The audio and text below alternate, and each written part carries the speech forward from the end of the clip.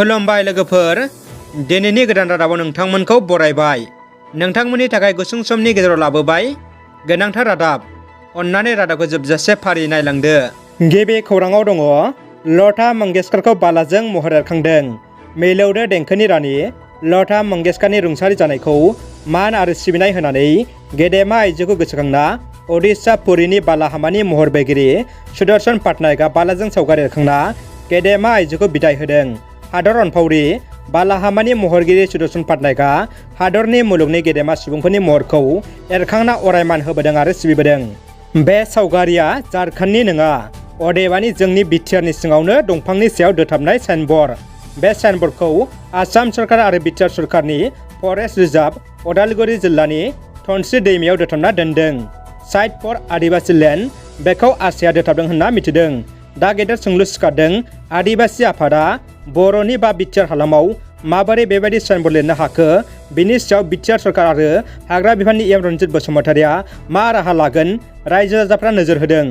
गोदानै फैनो गोनां रजनी बसुमतारी दिहुननो नागिरनाय बर' सावथुन गराय फाख्रि सावथुननि सावगारि खेबनायखौ दिनै गिबियै जागायबाय। बे सावथुनाव मुंदांखा फावखुंग्रिफोर संगिना, फुजि, हेलेना मोनहा फाव खालामगोन।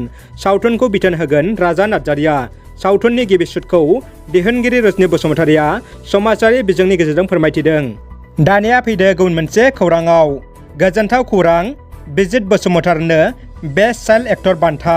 मख'नो गोनांदि नेशनेल इन्टारनेशनेल थाखोआव गोबां बान्था आवग्रिनो हानाय सिजौ बर' सावथुननिसिम आरोबाव मोनसे गोजोनथाव खौरां सौफैदों।